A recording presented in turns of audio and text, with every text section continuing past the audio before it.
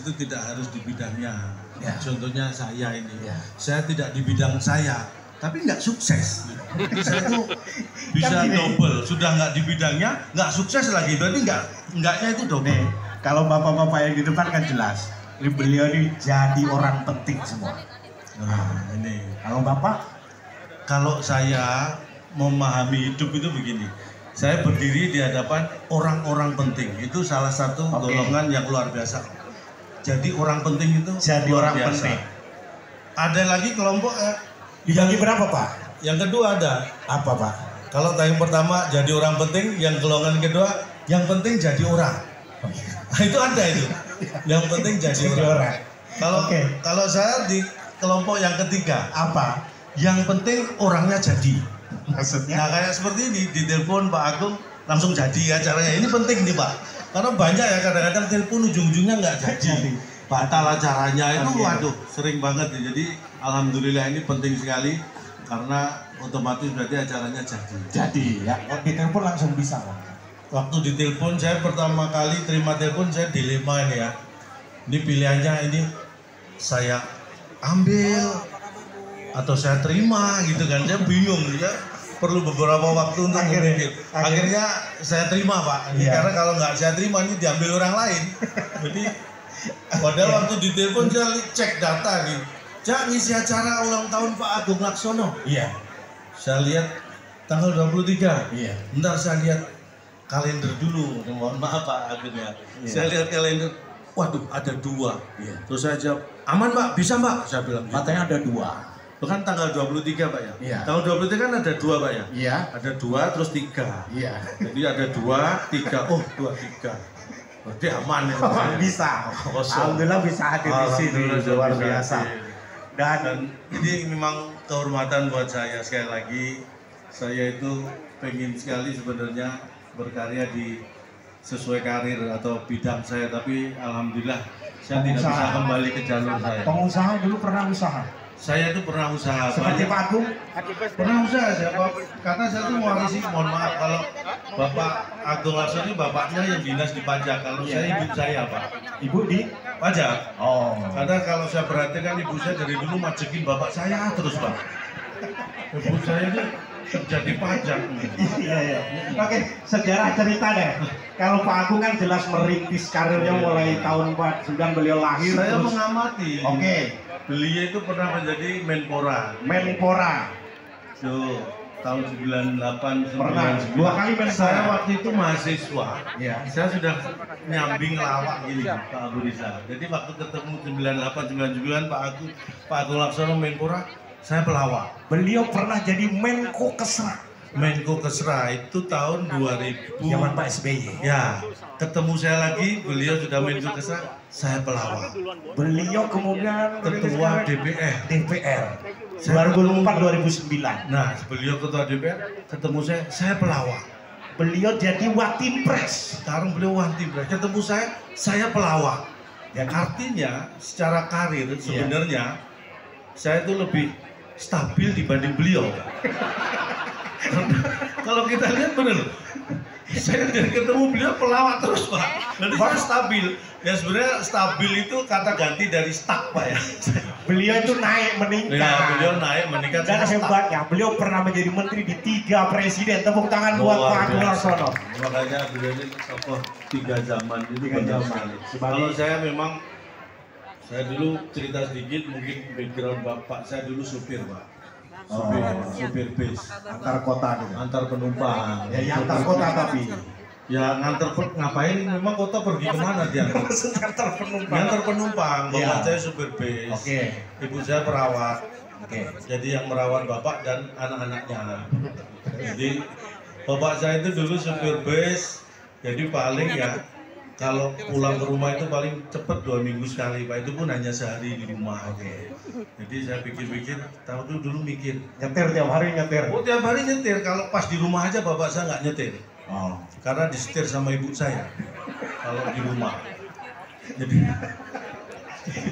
itu yang terjadi. Takut nih bapakmu Bukan takut. takut, Bu. Bapak saya itu bukan takut, cuma Iya. kebetulan punya istri yang pemberani gitu. Tapi hebatnya bapak saya itu orang kayak apa ya? ulet, tekun, pantang menyerah. Jadi nurun ke saya. Ulet tekun. Disetir istrinya tadi, nurun ke saya. Jadi bapak saya tuh heran. Tiap 2 minggu hanya sekali atau sehari di rumah, tapi ibu saya nggak pernah ngajak ngobrol bapak saya dulu. Saya mikir, apa mungkin ada masalah? Saya waktu itu masih kecil, saya sampai heran. Bu, bapak jarang di rumah kok jarang diajak ngobrol. Bapak terus ibu saya, kamu masih kecil, nggak tahu, belum ada, kamu nggak tahu ada peraturan. Apa bu? Dilarang bicara sama supir. terus ibu saya dikasih tahu, dilarang bicara sama supir, makanya ibu saya nggak pernah ngajak ngobrol bapak saya karena bapak saya supir. Terus saya pikir-pikir, masa ya seperti itu. Akhirnya saya, maksudnya dilarang bicara sama supir itu ketika supirnya sedang nyetir. Kalau sedang di rumah nggak nyetir, boleh diajak ngobrol bu. Akhirnya ibu saya mulai ngajak ngobrol. Tapi saya lihat bapak saya nggak berani jawab. Kenapa? Karena kalau di rumah kan ibu saya yang lagi nyetir. Ya ibu saya kan nyetir bapaknya dulu. Jadi nggak berani ngajak ngobrol. Ada nggak kesamaan dengan perjuangan dari Pak Agung Laksono? Bagaimana pentingnya pendidikan Bapak sampai usia 59 sumpah doktornya? Saya mengikuti beliau karena beliau itu hobi, kebetulan hobi saya dan beliau itu ada kesamaan. Apa? Beliau itu hobi membaca. Ya, itu saya itu membaca itu dari dulu sudah. Orang-orang hebat, orang-orang penting, orang pintar tuh hobinya baca. Hobinya baca. Saya itu membaca apapun saya baca. Dulu saya bukan pamer Bapak Ibu ya. Dulu teman-teman SD, SMP itu bolos, teman-teman bolos, saya baca. Baca apa? Saya baca situasi, kalau aman saya ikut bolos. Jadi saya tetap mengutamakan membaca. Tapi kan bolos juga. Karena pernah saya sekali lalai membaca, akibatnya fatal. Jadi waktu itu janjian teman-teman, besok jam 7 bolos, lompat pagar. Biasanya kalau bolos dulu lompat pagar sekolah Pak. Bolos lompat pagar. Nah hari itu saya lupa membaca Pak. Begitu jam 7 saya lompat pagar. Ternyata saya malah masuk. Ternyata tadinya saya sudah di luar sekolah Pak. Saya lompat malah masuk. Akhirnya mau bolos malah jadi murid teladan saya. Itulah pentingnya membaca, karena gara-gara tidak membaca jadi lalai. Kuliah, saya kuliah mengambil elektro. Kalau beliau kan kedokteran, saya elektro. Saya kebetulan punya istri elektro juga Pak. Istri saya itu saking elektro banget lah. Jadi sifatnya, karakteristik saya itu kayak token listrik. kenapa? Jadi kalau telat ngisi berisik. Kalau saya telat ngisi itu wah bunyinya berisik Pak. Kalau sudah saya masukkan angka, deretan angka dengan benar gitu, langsung diem gitu kan. Tapi kalau ibaratnya Sekarang kamu listrik itu, istri saya itu pembangkit listrik yang PLTU lah. Pembangkit listrik tenaga uap. Karena kalau saya lihat kerja sebentar nguap. Aduh, kamu itu kayak tenaga uap. Makanya saya bantu dengan tenaga air. Saya siram air Pak. Kalau istri kerja di mana sekarang? Istri saya sekarang jadi jaksa. Elektro masa bisa jadi jaksa? Itu jaksa itu saya. Masa? Lah tiap hari kerjaannya nuntut terus. Apa bukan jaksa itu? Ngalah-ngalahin jaksa malah. Bener Pak. Masa? Beda gimana nuntutnya gini? Istri saya itu tiap hari kerjaan nuntut, ngalahin jaksa. Makanya saya kalau di luar pelawak, kalau di rumah saya pembela Pak. Saya membela diri terus itu. Makanya anak-anak saya posisikan jadi saksi. Saksi memberatkan biasanya. Karena ibunya minta tas, anaknya minta sepeda motor, itu tambah memberatkan. Emang ada misalkan kalau dulu kan istri saya itu kan, tapi sekarang sudah karena kemajuan zaman ya, mobil sudah mobil listrik, makanya istri saya sudah green energy. Jadi istri saya itu sekarang sudah green energy. Jadi kalau lihat uang, itu matanya langsung hijau Pak, energinya langsung muncul. Itu green energy ya. Istilahnya kalau orang lihat uang matanya hijau, semangatnya langsung muncul. Itu green energy, luar biasa istri saya. Kalau pamit kerja, nih misalkan dulu Bapak merintis kan, usahanya Bapak di mana-mana. Kalau Bapak sendiri, saya itu dulu antara pamit kerja dan pulang kerja itu paling dua hal yang paling menyedihkan awal-awal menikah itu. Karena kalau saya dulu pulang kerja nggak telat, itu pertanyaannya mesti begitu pulang dari mana? Itu nggak telat Pak. Waktu masih nganggur-nganggurnya ya? Wah nyari pekerjaan masih susah itu, makanya pulang nggak telat aja. Dari mana? Telat sedikit, nadanya sudah beda. Dari mana? Lebih tinggi. Telatnya lebih lama, lebih tinggi dan panjang. Dari mana? Gitu. Itu dulu 27 tahun yang lalu. Alhamdulillah sekarang ekonomi sudah membaik. Sekarang saya pulang rumah sudah tidak pernah lagi dari mana, nggak pernah. Tapi lah mana? Malah sedih saya. Dulu kalau saya ditanya istri dari mana, saya bisa jawab dengan alasan atau cerita, Pak. Iya. Tapi kalau sudah mana, ini harus action, Pak. Ribet. Jadi kalau dulu dari mana, saya cerita. Lanjutannya sama siapa, saya cerita lagi. Okay. Kalau sekarang mana, action, Pak. Sama yang kemarin, action lagi, Pak. Udah tambah habis-habisan. Makanya itu bedanya. Nah, berkaitan dengan merintis, usaha Pak Agung Laksono pertama itu kalau baca bukunya ada pernah punya usaha cleaning service. Ya. Kalau Bapak punya usaha apa? Dulu saya itu sebenarnya mengikuti bakat ya karir saya itu. Saya itu merasa sebenarnya bakat saya itu sebenarnya dulu di sales, Pak. Karena saya SMP kelas 1, saya ingat betul, SMP kelas 1 saya sudah berhasil menjual sepeda motor Bapak tanpa bantuan orang tua. Itu bakat sales saya mulai muncul di situ. 1 SMP. Itu kan motor punya orang tua. Motor kok punya orang tua? Motor itu produksi pabrik, tanya Pak Bambang. Ya Pak, motor kan produksi pabrik, Pak ya. Masa motor punya orang tua? Masa motor kalau ketemu motor Bapak gitu? Maksudnya motornya punya bapaknya. Iya, makanya saya bisa menjual tanpa bantuan orang tua. Makanya apa bakat saya itu sales gitu. Makanya ketika SMA saya ingin tingkatkan. Saya mau jual mobil. Tapi waktu itu gagal. Kenapa? Karena orang tua saya belum punya mobil. Terus? Jadi saya mau jual mobil siapa gitu. Akhirnya saya tetap saya tingkatkan jadi sales. Sampai akhirnya pertama saya kayak kerja itu jadi sales di dealer sepeda motor. Oke. Saya merasa punya bakat sales, kerja di dealer sepeda motor jadi sales. Saya yakin sukses. 3 bulan kerja saya semangat, dipecat Pak Agung. Karena apa? Saya 3 bulan jadi sales motor, 1 motor pun nggak laku, Pak. Begitu dipecat, nganggur, nggak sampai 2 minggu, satu-satunya motor saya laku. Hidup ini kan ironis ya. 3 bulan saya jadi sales motor, 1 motor pun nggak laku. Nganggur, nggak sampai seminggu, satu-satunya motor saya laku. Setelah itu ya nggak sampai sebulan, kulkas, TV itu gampang banget saya jualan. Perabot rumah kosong udah hampir 2 bulan. Makanya kalau bisnis, usaha, belajar dari bapak-bapak pengusaha hebat yang ada di sini. Punya usaha kecil-kecilan dulu. Mohon maaf. Pak Agung saya sampai jam berapa? Sampai ulang tahun Bapak ke-76. Sembarangan. Saya sih nggak masalah, beliau-beliau ini kan ada tugas. Alhamdulillah. Oh 5 menit lagi Pak. Oh 5 menit lagi. Iya. Mungkin Q&A boleh. Mungkin saya bisa beri kesempatan bapak-bapak yang di belakang kalau mungkin ada 3 orang yang bisa bertanya, nanti yang lain siap-siap menjawab ya.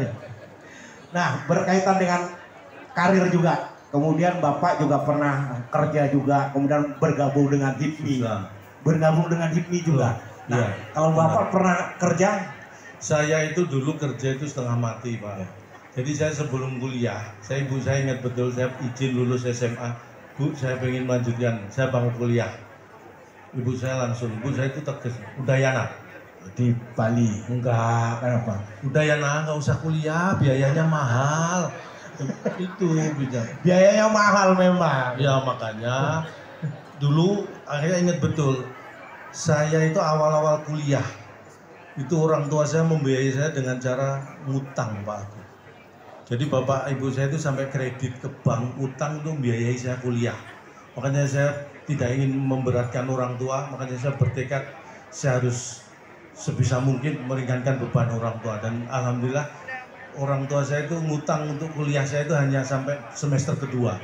Karena setelah semester ketiga, orang tua saya nggak perlu ngutang lagi.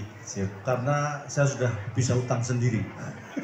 Jadi sejak semester 3. Jadi orang tua saya tidak perlu ngutang, Pak, tinggal bayar aja. Jadi saya meringankan pekerjaan. Sama aja. Lamar kerja pernah? Saya tuh pernah ngelamar kerja. Saya tuh sering banget ya di bank-bank BUMN dulu saya ngelamar. Saya tuh heran. Dulu waktu saya pengen kerja di bank, saya masukkan lamaran nggak dipanggil-panggil. Begitu saya sudah tua nggak mungkin kerja, sering dipanggil sama bank ngisi acara. Itu saya jadi, dulu saya masih muda, pengen kerja nggak dipanggil-panggil, giliran sudah tua sering dipanggil. Saya kan jadi ini ya, nasib ya, ironis ya. Makanya alhamdulillah waktunya, mohon maaf ini bukan karena habis materinya Pak, tapi karena waktunya yang habis. Boleh, terima kasih. Kalau mungkin Bapak masih meragukan ya. Ulang tahun ke-76, saya siap. Yang penting itu sehat. Yang penting sehat. Ciri-ciri orang sehat ini di closing. Ciri-ciri orang sehat. Dan dari obrolan. Orang sehat itu begitu tanpa harus mengenal dekat kelihatan langsung. Orang sehat itu seperti beliau-beliau.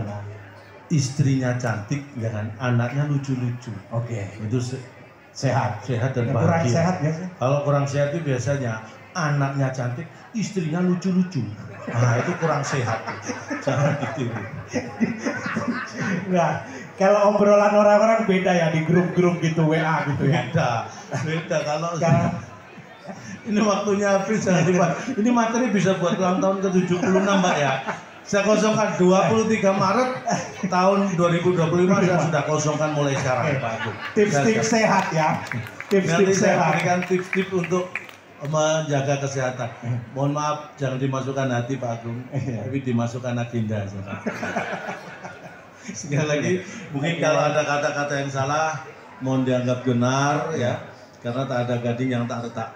Jadi kami juga mohon maaf atas keretakan keluarga Gading dengan Gisel. Bapak malah bercanda.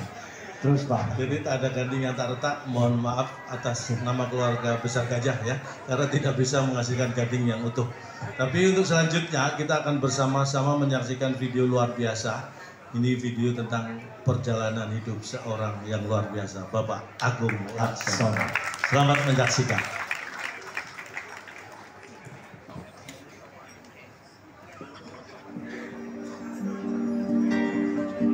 Rabu Kliwon 23 Maret 1949, saat Fajar menyingsing seorang bayi bernama Raden Agung Laksono, putra dari Haji Raden Sumono dan Nyi Dede Hayati Dikus, lahir di Semarang.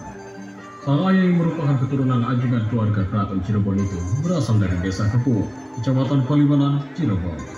Sementara sang ibu berasal dari Desa Bandurasa, Kecamatan Sakaluri, Kaki Gunung Ciremai, Kabupaten Kuningan. Agung Laksono kecil bersekolah di sekolah rakyat SR hanya sampai kelas 1. Ia melanjutkan kelas 2 di kota Leluhure di Cirebon. Di kota ini, saat kelas 4 SR, ia pertama kali melihat Bapak Proklamator, Bung Karno, berpidato membakar massa, di mana sebelumnya sejak kelas 3, Agung Laksono hanya bisa mendengar suara pidato Bung Karno dari radio. Memori masa kecil inilah ia memantik Agung Laksono bercita-cita kelak ingin menjadi tokoh besar seperti Bung Karno. Ini beliau langsung karena perjalanan, sehingga ketika beliau itu datang dengan menggunakan kereta api dari Jakarta ke Cirebon, ya saya jemput beliau dalam tanda petik pakai sepeda. Agung Laksono yang mulai